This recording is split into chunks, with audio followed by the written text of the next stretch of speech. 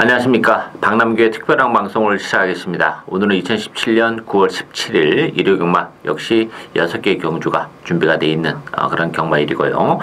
역시 이번 주도 전반적으로 혼전이에요. 1경주부터 극심한 혼전도 양상을 띠는 그런 상황이기 때문에 좀 신중한 배팅 전략이 요구가 되고 있다. 이렇게 정리를 하겠고요. 오늘 추천 경주는 2경주와 4경주, 이 4경주가 추천 경주입니다. 많은 관심 부탁드리겠습니다. 그럼 1경주부터 살펴보겠습니다.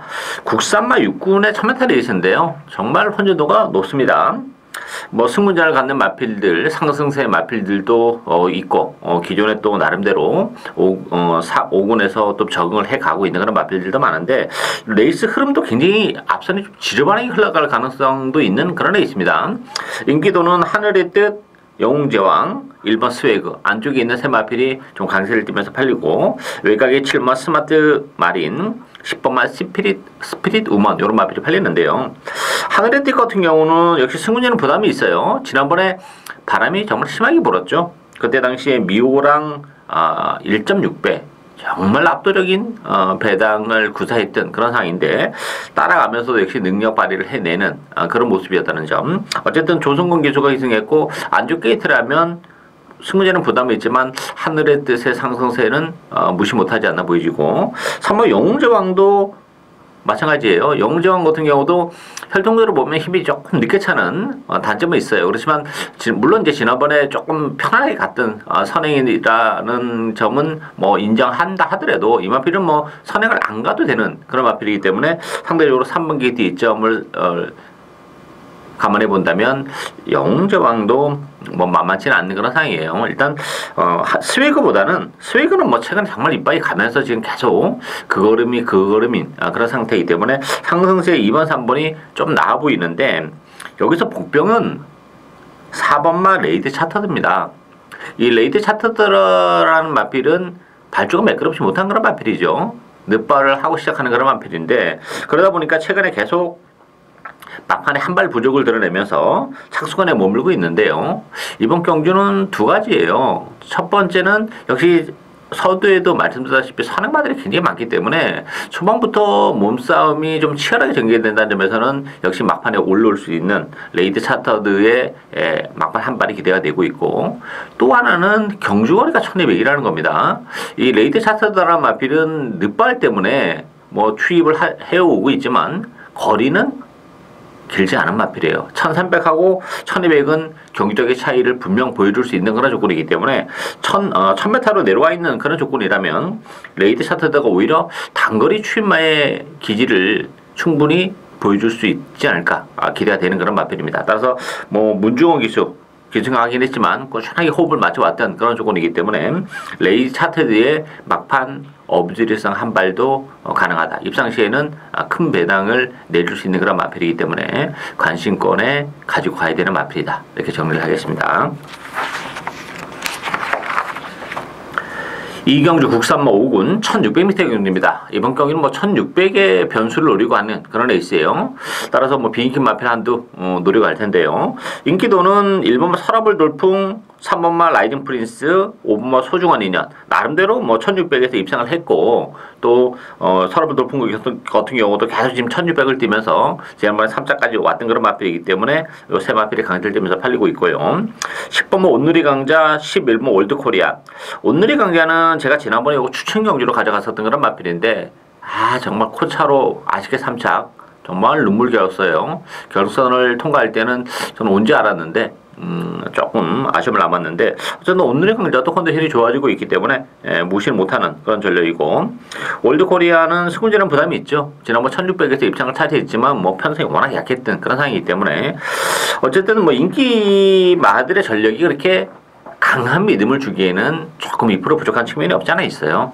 서라벌 도풍도 제가 지난번에도 방송에서 좀 언급을 해드리면서 이렇게 노리고 왔었던 그런 마필인데, 그게 다라는 그런 느낌이고, 물론 이제 기온백 이수가 희생했기 때문에 지난번보다 좀 날 수도 있긴 합니다만, 또 상대적으로 부담 용량은 4kg가 늘어났다는 거.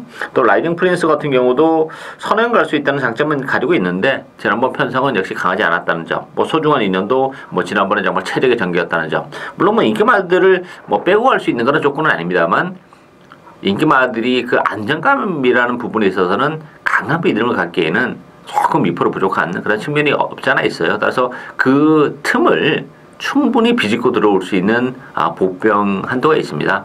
컨디션도 그렇고 뭐 1600이라는 경주거리도 그렇고 따라서 저는 그 마필을 배팅의 축으로 역시 뭐 제 소신껏 과감하게 배당을 노리고 가는 오늘 첫 번째 승부 경주입니다. 많은 관심 당부드리겠습니다.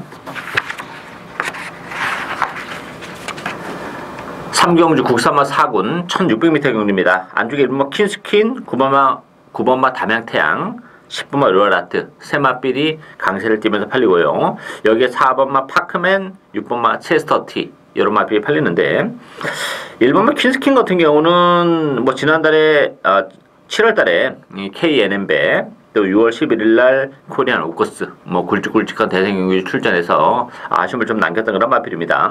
자, 그렇지만 이번 경주 1번 게이트입니다. 선행 가능성이 열려 있다는 것이 또 큰 장점으로 작용하는 그런 조건이고 퀸스키는 역시 거리적인 부담은 뭐 크지는 않아요.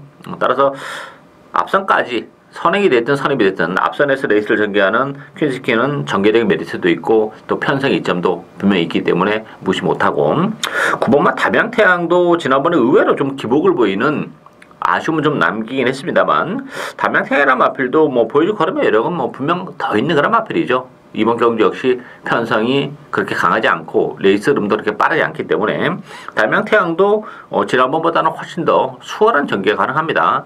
선행권에서 움직이기 때문에 따라서 이번 경기는 1번, 9번 막권을 그래도 기본 막권으로 공략을 해야 되지 않나 보이시고 10번마 로얄아트는 뭐 승근전이라는 부담이 있어요. 부담 중량은 5kg가 빠지긴 했습니다만 역시 뭐 지난번 편성도 그렇게 강하지는 않았다는 점.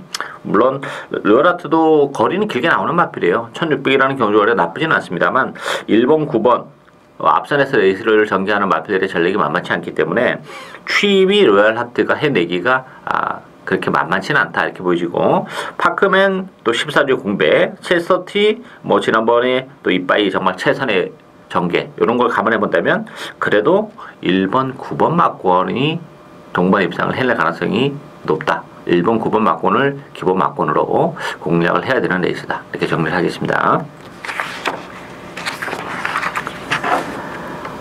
4경주 국산마 3군 1200m 경주입니다. 이번 경주 오늘 두 번째 박남규의 추천 경주인데요.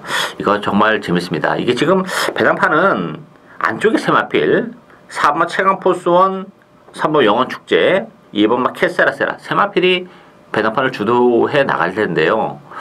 이게 지금 복병들의 전력이 정말 만만치 않습니다. 물론 뭐 안쪽에 있는 세마필이 나아 보이는 건 사실입니다만 또 이면을 들여다보면 나름대로 다 약점을 또 가지고 있어요. 이 캐사레세라는 승무제는 부담을 가지고 있죠.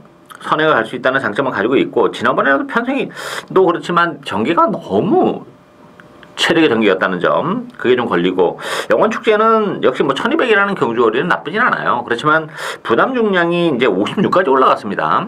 4kg나 늘어난 조건이라면 뭐 영원축제도 지난번 편성은 역시 강하지 않았다는 점 최강포스원 역시 승무전이라는 부담을 안고 있죠. 일단 캐사레세라 영원축제 최강포스원 이 세 마필 중에서는 그래도 최강포스원이 좀 낫지 않나 보일 걸음의 여력도 있고 힘도 있는 그런 마필이기 때문에 조금 나아 보이고 이 복병권에 있는 마필들의 전력도 정말 만만치는 않습니다.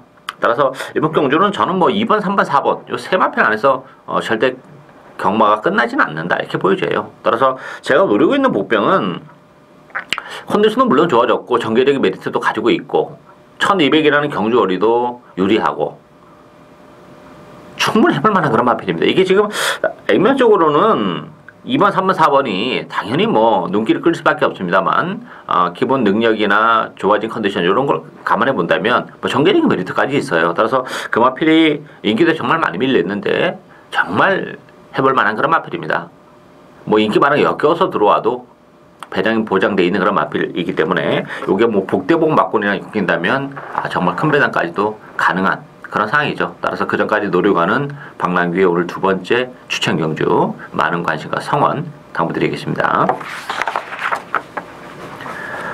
5경주 허랍 4군 1800m 경주입니다. 이번 경주는 6번마 베이킹즈 4번마 프라이즈킹 안쪽 1번 바다스타 10번마 아들의 진주. 아들의 진주와 대기로 흘러갈 가능성이 있고요. 여기 11번마 우사인 너트. 여러 마필이 팔리는데 이게 1800이라는 경주거리를 감안해 본다면 변수는 그렇게 크지 않지 않나 이렇게 보여져요.